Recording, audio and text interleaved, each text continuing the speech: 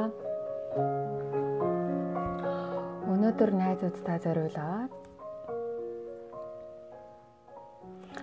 2-3 сургамжит өгүүлэг уншаар бэлдсэн байна. Ингээд цаг зав тохируулан үзэж байгаа та нарт маш их баярлалаа. За олон юм яриадгүй шууд юм уншаад эхлэе. Монголд сурчаа гэж шүү.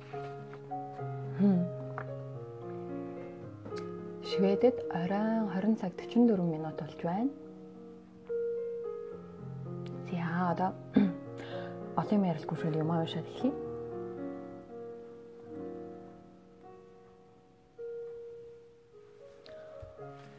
Гутрангийн гамшиг гэдэг нэртэй өгүүлгээс эхэлье.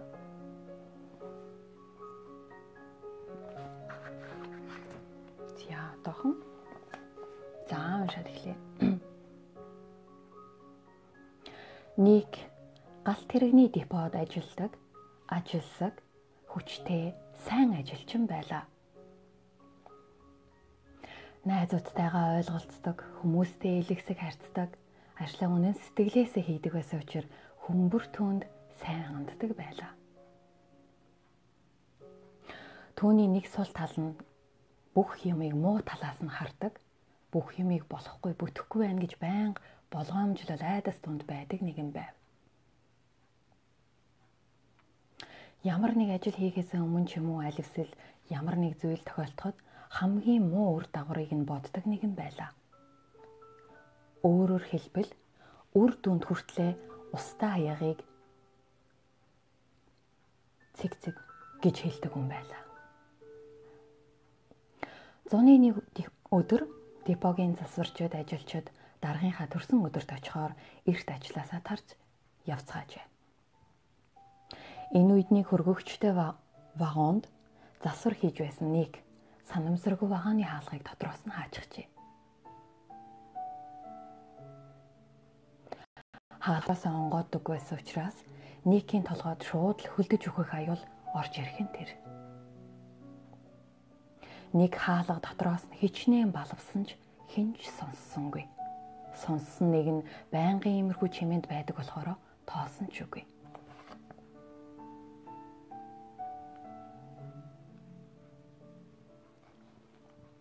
Нэг ч үнэхээр айжээ.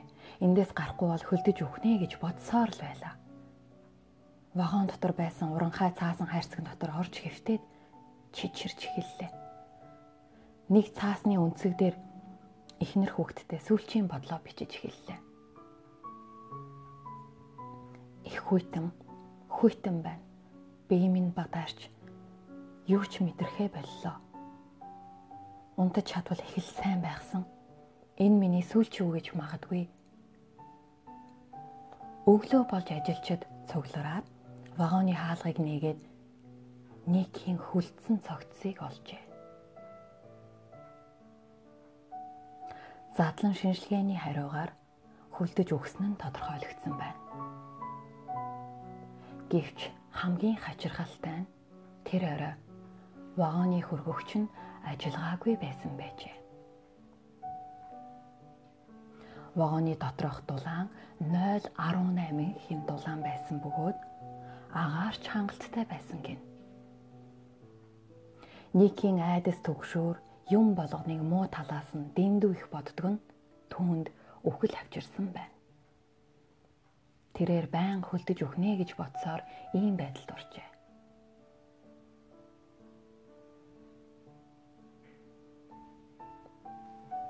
За одоо харин 2 дахь өгүүлгээ уншия. Эхний өгүүлэг нь бол хүн бодсоор бодсон юм биелдэг гэсэн утгатай л өгүүлэг байна. За одоо бүгдээрээ 2 дахь өгүүлгийг хамт сонсъё. Тариачин ир нэг шартай байж л дээ.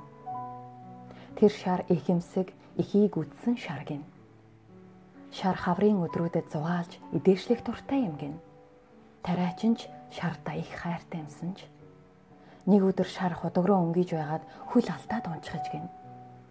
Аз болоход худаг ус багтай байснаас живсэнгүй. Хаврын сайхан өдөр хотын ёроолд унсан шар яахаа мэдэхгүй димийл гарах гэж мацлаа. Гэвч бүтлгүй болж эцэст нь шар ямар ч тамир тэнхээгүй болов. Тэгсэн ч дахин оролцоор л байлаа. Гэтэл яалтай ч үлээ, юусоо болдоггүй гин. Шар дэмийл мөөрсөөр байв. Шарынхаа мөөрхийг сонссон тариачин ир өнгийн хартал хөөрхий шар ёроолд нь харагдав гин. Тариачин сандран тосгоныхныг дуудаж туслалцаа хүслээ. Томоос том шарыг энэ гүн ёроолоос яаж гаргах вэ гэд бодоод олсонгүй. Энэ хооронд шарын өрөвдөлтөө мөөрөх дуу хүмүүсийн зүрхийг шимшрүүлж байлаа.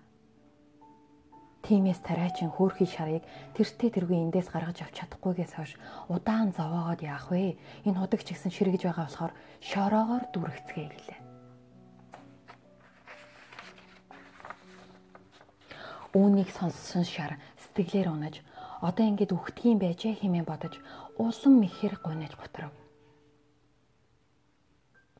Эхлээд өөрийгөө одоо үхнэ гэдэгт итгэж энэ байдалд дасаж шарын толгоон дээрээс шороо унахад тэрээр түүнийгээс эксрэв.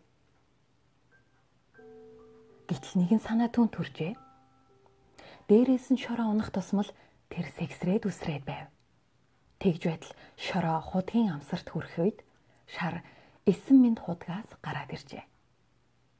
Шар гарч ирэхдээ сэгсрээд үсэр гэсээр л байлаа.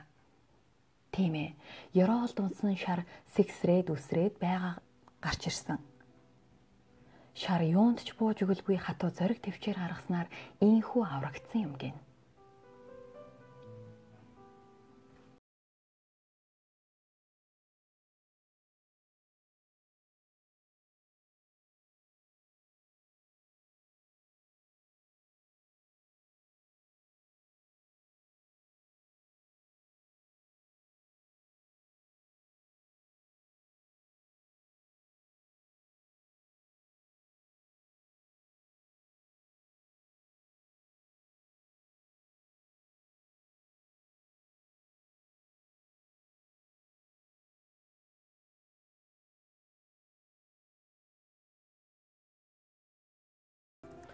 Одоо болохоор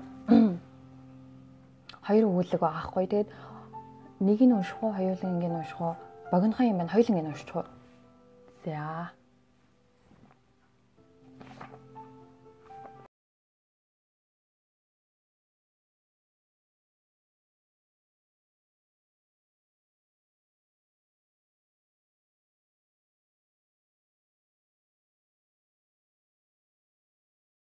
Ямар нэг юм худалдаж үл залхахаар явдаг байлаа.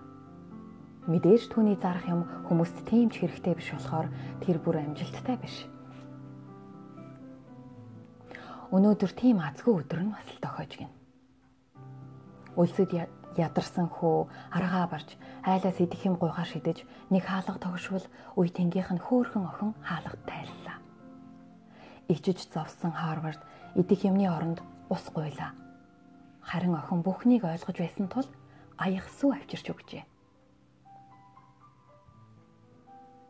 Хүүсөөг удаан угаад хармаандаа байгаад юун ч өрөхгүй 10 центтэй тэмтрэн хэдийг төлөх вэ гэхэд охин хэрэггүй ээж минь хийсэн сайн үлсийнхээ төлөө мөнгө авдаггүй байх ёстой гэж сургасан юм гэжээ. Хорвард чин сэтгэлээсээ талархал илэрхийлээд явлаа.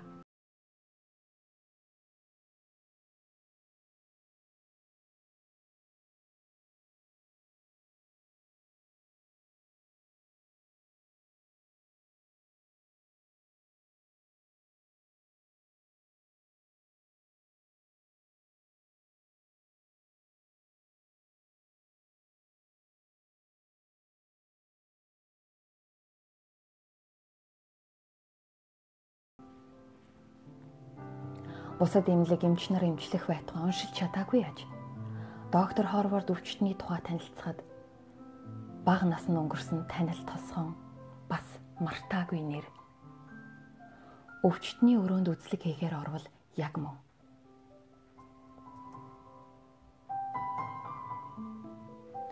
Олон жилийн өмнө өөрт нь усны оронд сүү өгсөн тэр сайхан сэтгэлтэй охин мөн байлаа. Харин өвчин чаналсан эмэгтэй Хорвардыг хэрхэн таних вүлээ?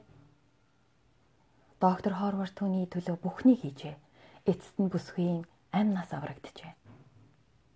Эмчилгээ дуусч эмнэлгээс гарах өдөр тэр эмэгтэйн эмчилгээ хагалгааны үйлчилгээний зардал нь $10,000 болсныг батлуулахаар докторт авч очивол Харвард төлбөрийн хуудсан дээр ямар нэгэн бичээд эмэгтэйд аваачиж өгөхийг хүсэв.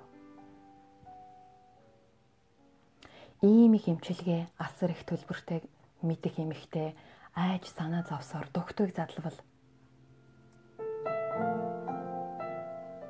олон жилийн өмнө нэг аяга сүүгээр төлсөн доктор Хорвард гэсэн гарын үсэг байжээ.